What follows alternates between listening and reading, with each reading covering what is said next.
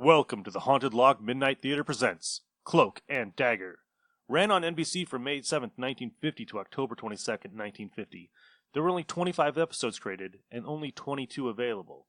The show was directed by Willis Cooper and Sherman Marks and based on the book Cloak and Dagger, The Secret History of the OSS by Colonel Corey Ford and Alistair McBain. Episode 16, Overground Railroad. These OTR episodes are coming at you every Thursday.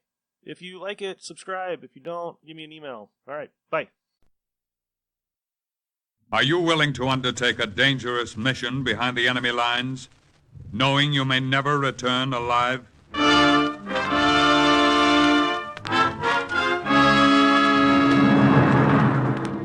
What you have just heard is the question asked during the war to agents of the OSS. Ordinary citizens who to this question answered, yes. This is Cloak and Dagger.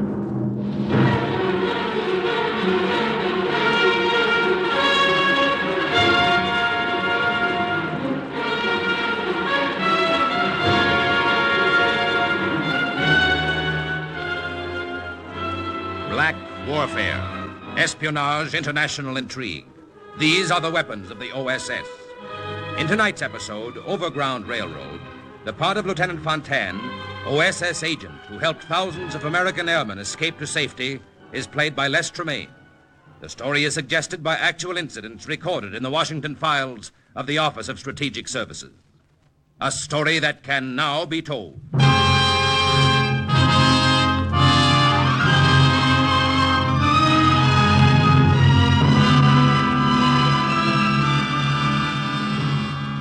When a flyer was forced down behind enemy lines, he was just another fugitive, moving cautiously at night to avoid detection, fighting for survival. His shelter was a haystack or a hedgerow. For food, he dug raw potatoes or turnips from the field. And in his panic, he was always just one step ahead of the Gestapo, with no knowledge of the country and no friend to whom he could turn. A few of the lucky ones managed to escape back to England. I met one of those lucky ones in Colonel Johnson's office at OSS headquarters in London. Lieutenant Fontaine, this is Major Davidson. How do you do, Major? Glad to know you, Fontaine. Now, before I ask Major Davidson to tell you a story, I want to say something. Yes, Colonel Johnson? At its narrowest, the English Channel is only 20 miles wide, yet it took Major Davidson here more than a year to get across. And hundreds of Allied pilots all over France haven't been able to make it yet. And if something isn't done to help them, they never will. But, Colonel, with the Nazis occupying France... With the Nazis occupying France, the channel is still only 20 miles wide. Our trouble has been that up to now we've had no contact with the French underground, no way of helping them smuggle pilots out of France. All right, Major Davidson, go ahead. Tell your story now. Well, I was shot down over the south of France, coming back from a bombing mission. The rest of the crew was killed. It was just my co-pilot, Johnny Porter, and me left. Yes. Go on, Major. We figured our numbers were up. Any flyer forced down on enemy territory figures that nowadays, but we were lucky. A farmer picked us up and hid us overnight. And then the next morning, a big black limousine drove up, and a woman about 60 got out. She took us to her house in Paris and kept us there. She found a way to smuggle us across the channel with a fisherman just a few days ago. Who was this woman, Major? Her name is Madame Annette Joubert. I used to tell her she meant more to the Yankee team than Joe DiMaggio. During the time we were with her, she managed to collect 2 more of our boys, but she has no way of getting them out of France. Well, what do you think, Fontaine? Just what you think, Colonel. For the first time, OSS has a lead, a contact. What'd you say this woman's name was, Major? Joubert, Madame Annette Joubert, and quite a gal, too. Colonel Johnson, with her help, maybe we can set up a chain of way stations. Establish shall we say, an overland railroad. Collect our flyers and move them like chessmen right across France to the Channel. How soon can you leave? Anytime you say, Colonel Johnson. Anytime. Oh, by the way, Major, how will I be able to identify myself to Madame Joubert? Did you agree on any code word, anything? Yes. Here you are. A black lace garter.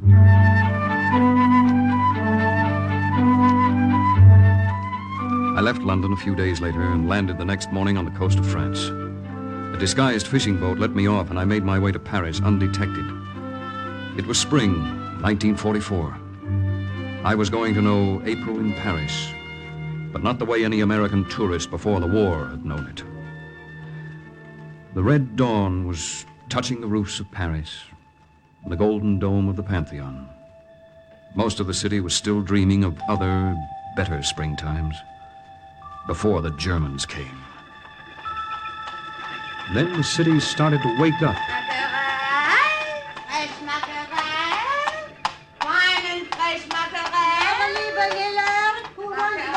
Bakers were at work through the windows, wetting the dough. The waiters from the cafes were sweeping into the gutter the cigarette butts that their customers had dropped under the tables the night before.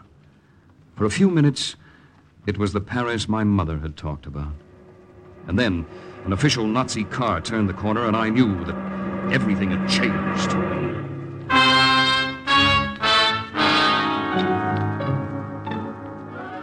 I made my way to 46 Rue d'Ancy, where I'd find Madame Annette Jobert.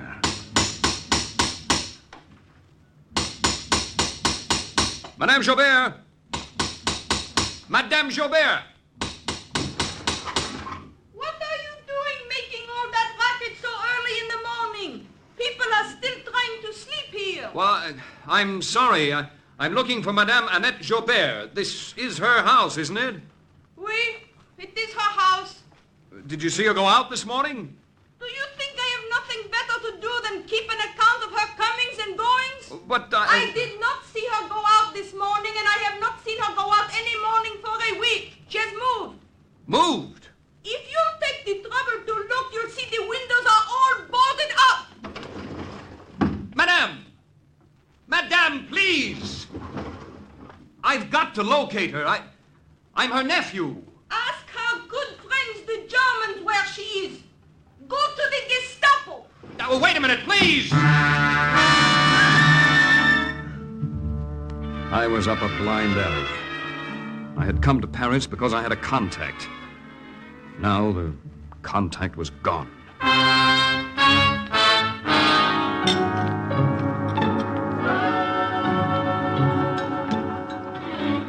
There you are, monsieur. More café. Merci. You're the first one in my cafe this morning. I remember other springs. It was always crowded at this time. What is it, monsieur? Do you not feel well? Something wrong? Oh, no, not wrong exactly. It's just that I came to Paris to see my aunt. It seems she's moved and left no forwarding address. Oh, what a pity. But there is always one way to find her. A way? What is it? You have only to go to the Gestapo and ask. They will tell you. Go to the Gestapo and ask. Sure, why not? OSS wasn't particular who helped us as long as we got the help. I was sure Colonel Johnson wouldn't object to my letting even the Gestapo give us a hand.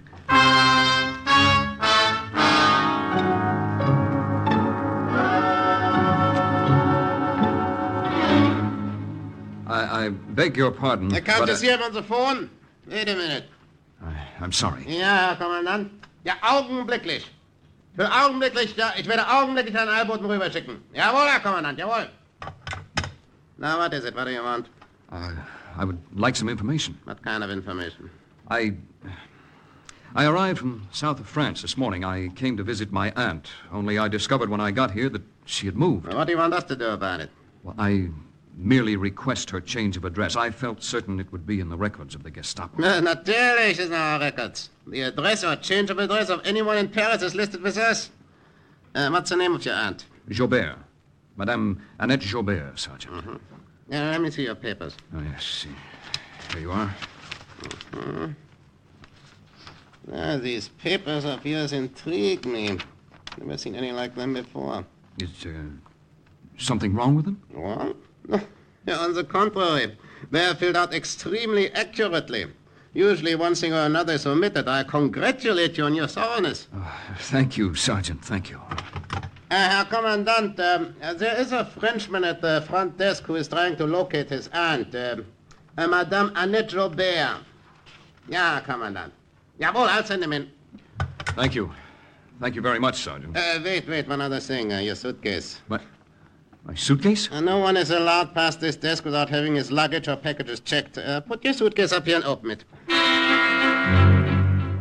Suitcase was filled with clothing, but there was a false bottom to it.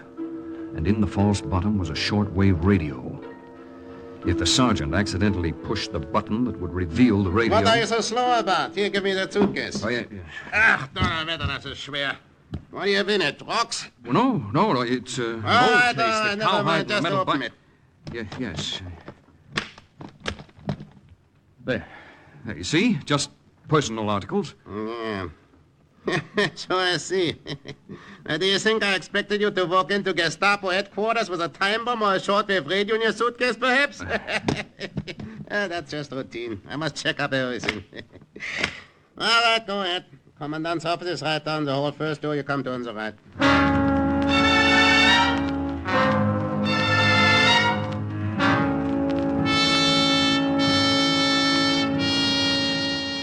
Sit down, Monsieur Fontaine. A cigar? These wine-soaked French cigars are very good. Thank you, Herr Commandant. I never resist a good cigar or a pretty girl. You wonder perhaps why I am seeing you personally about this matter of locating your aunt, eh? Whatever the reason, Commandant Kurtz, I'm flattered. Oh, not at all. Tell your aunt for me that I am delighted to render her this little service. A fine woman, a delightful woman, and a clever woman, too. She's been most cooperative. Oh, I'm sure she has. Commandant Kurtz, it is most urgent that I find her. Urgent? How urgent? I have news for her about my uncle, her brother, who is very ill in the south of France. Ah, a pity. Tell her for me that if she desires to travel, I will arrange for the necessary permit, of course. Well, you're very kind. Not at all, not at all. Now, let me see. Here it is. She has boarded up her house at 46 Rue d'Anzig, as you know, and moved to another residence 20 kilometers southwest of Paris, in the village of Tourry-Ferraud. Here, I'll write out the exact address. Thank you for your help, Herr Commandant. I assure you, I will never forget it.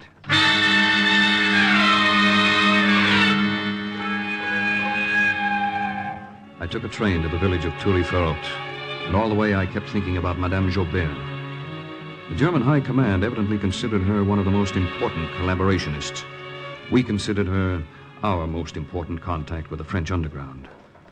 She certainly had someone fooled. I hoped it was the Nazis. Madame Joubert is in here, monsieur, in the library. Merci. Monsieur Fontaine, madame. Come in.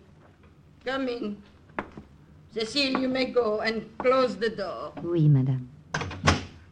Come close. No, come closer. Let me have a good look at you. Eh bien, it's quite far enough. Now, what's all this nonsense about being my nephew? What's the matter, Auntie? Don't you recognize me? I've never seen you before in my life. I have regards for you from friends. Friends? Major Norman Davidson and Lieutenant Johnny Porter. I've never heard of them. You don't remember helping to smuggle them across the channel, Auntie? This is insolence. Of what are you accusing me? Of being an important link in the French underground. Nonsense. I know of no underground. If there is one, it does not concern me. Now, go back and tell them at Gestapo headquarters that they have made a mistake. And tell Commandant Kurtz I am hurt at his suspicions of me. What makes you think the Gestapo sent me? Only the Gestapo knows my change of address. They were very obliging. They gave it to me. I ask you to leave, monsieur. I am very busy this afternoon. I believe you lost this, Madame Jobert. That black lace garter, where did you get it? It was given to me by Major Davidson, who says you mean more to the Yankee team than Joe DiMaggio. Oh. Yes. He also told me to give you a great big kiss for him. Well, bless my heart. Bless my heart, indeed. You still want me to leave?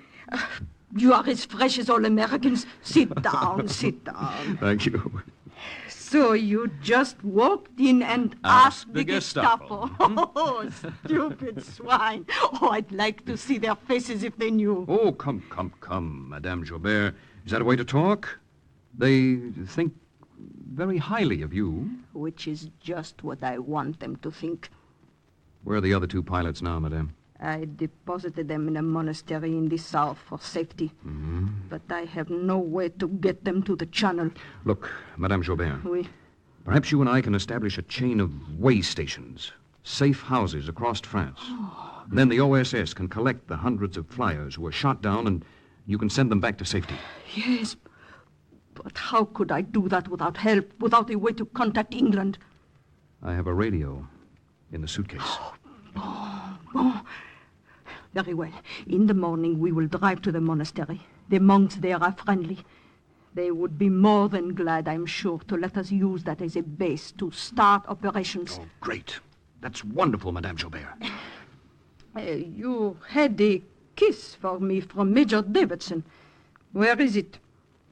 Right here, Auntie. Merci. And now, young man, you will oblige me by giving me back my garter.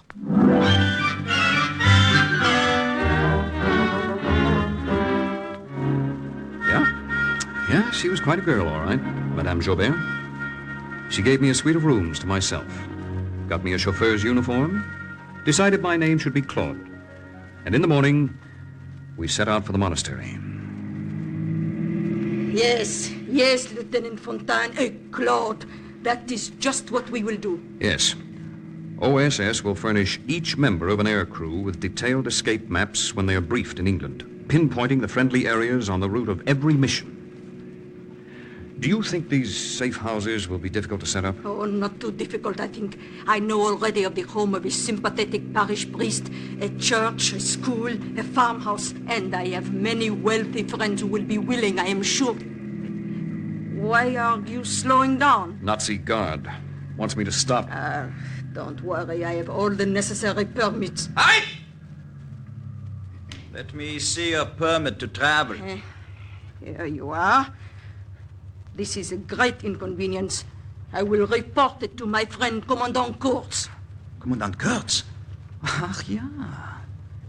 I see you have his personal stamp on this pass. Where are you headed for, Madame Joubert? I have business in the village. I would suggest you do not go today. Why not? There is to be an execution in the square. Not very pleasant, madame. Execution? What are you talking about? We found 35 tons of arms and materials that were stolen from German supply trains.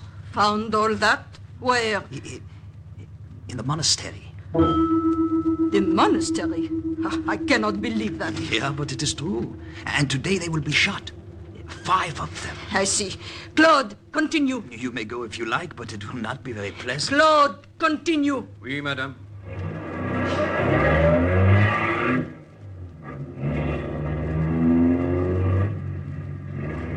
So they discovered the supplies in the monastery. What about the 2 American flyers you had hidden there? Did they discover them too? Are they among the 5? Quickly, drive quickly, Claude.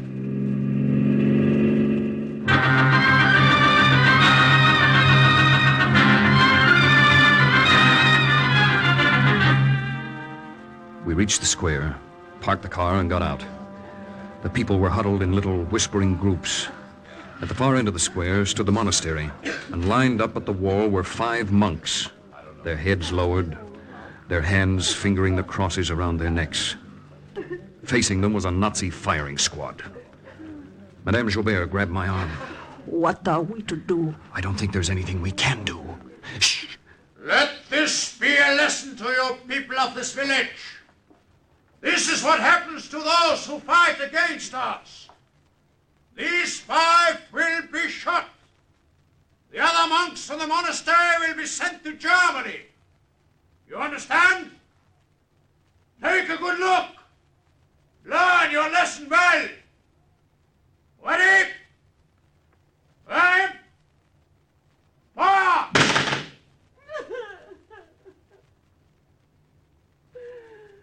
Madame Joubert and I went back to the car.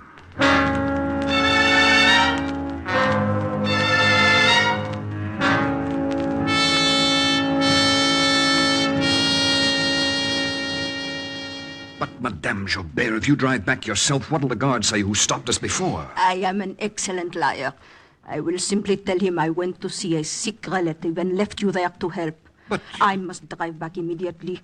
As I told you, I am giving a birthday party for Commandant Kurtz.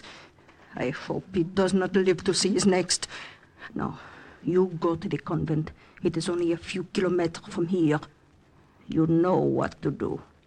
Yes, I know what to do.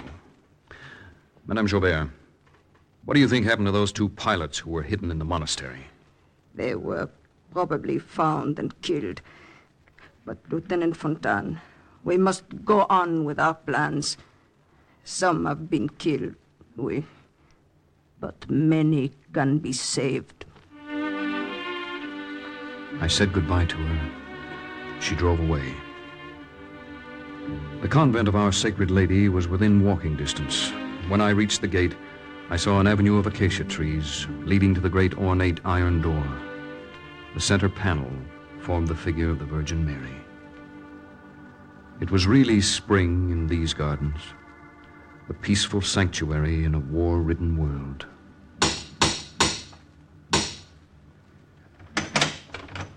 What is your wish? I would like to see the Mother Superior. Follow me.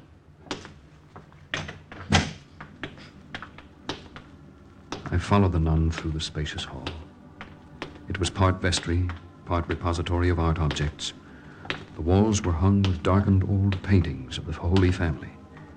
In glass chests along the vestry, religious utensils of gold and silver had been stored. This is the office of Mother Angeline. Come.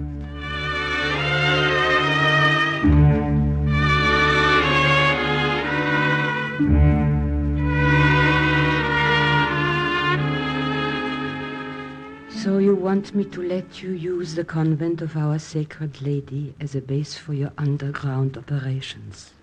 Mother Angeline, if you know the risk yourself and refuse, I can't find it in my heart to blame you. But if you agree, I want you to know first just what those risks are. Tell me, my son. I've just come from the village. The monastery there was raided last night. With my own eyes, I saw 5 of the monks shot. The others were hauled away by the Nazis. Only God knows where. I know about that. I heard this morning. If this convent is used as a hideout and the shortwave radio is hidden here, can you imagine what the Germans would do if they found out? You would expect no better treatment than the monks received. I thank you for telling me this. You are right. It is a great risk. I have many under my care here. They depend on my wisdom to do the right thing. Of course. You have the other sisters to consider. You came here today to convince me of your cause. I'm afraid I must disappoint you. What's that? You see, What's the matter? A German armored car. I can see it from the window. Coming here? I'm afraid so. It is the first time we have been raided. I am not looking forward to their muddy boots in this place of God. They'll find me, Mother Angeline. What can I do? Where can I hide? They are at the door. You rang for me, ma mère. Yes, Sister Therese. Give my friend one of the sisters' robes. One long enough to cover him, and a hood. Oui, ma mère. The other sisters, are they already in the chapel? Oui, ma mère. They have started the afternoon adoration. See that my friend joins them in prayer. Then open the main door. We have visitors.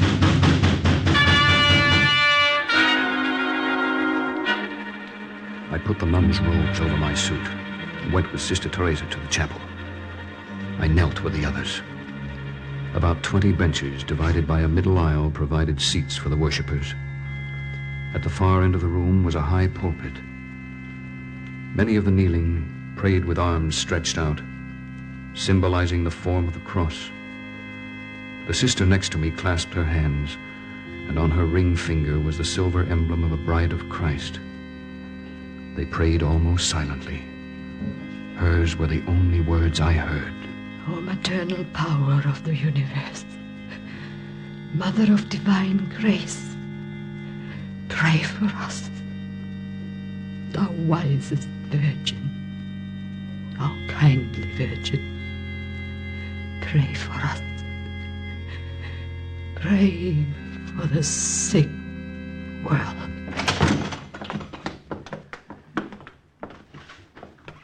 Good sisters, these soldiers wish to search the chapel.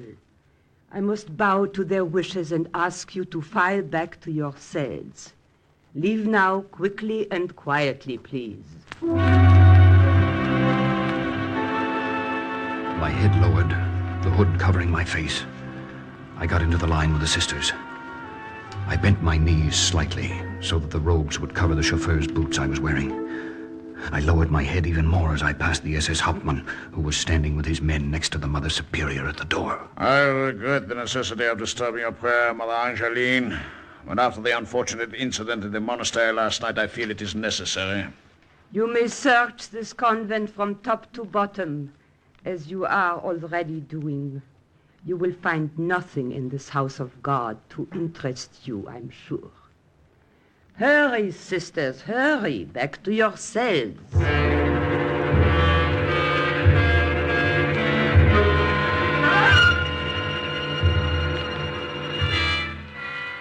They're really gone, Mother Angeline?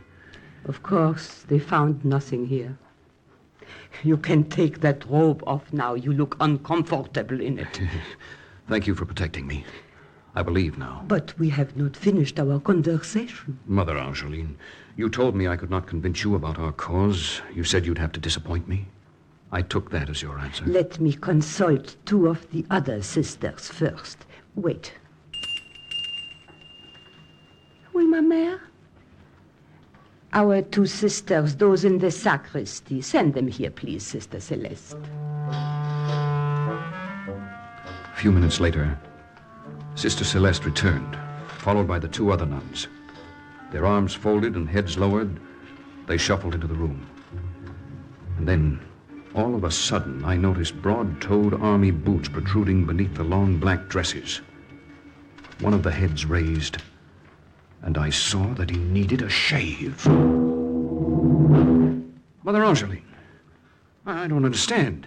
These men. They are American pilots brought here yesterday when the monks received underground information that the monastery would be raided.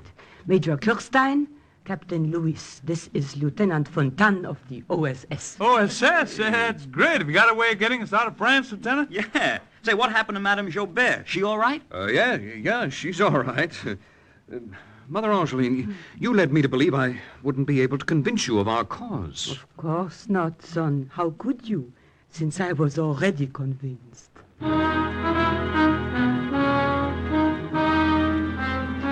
The convent of Our Sacred Lady was the first link in a chain of safe houses that was forged within a couple of months under Madame Jobert's leadership. We moved Major Kirstein and Captain Lewis along that chain until they reached the coast of France. They waited, hidden in a farmer's barn, while I established contact with headquarters in London. Agent Fontaine to OSS headquarters in London. Overground Railroad established. Train on the tracks. Passengers ready to leave and waiting. Pick them up and make room for more to come.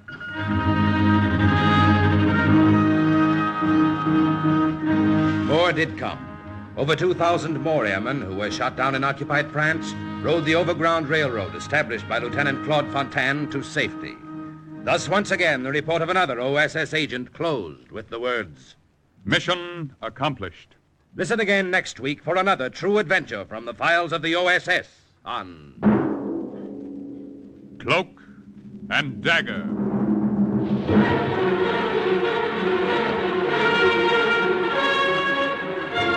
Heard in tonight's Cloak and Dagger adventure as Lieutenant Fontaine was Les Tremaine, Madame Jobert, Bryna Rayburn, and Mother Angeline Lily Valenti. The script was written by Winifred Wolfe and Jack Gordon. The music was under the direction of John Gart.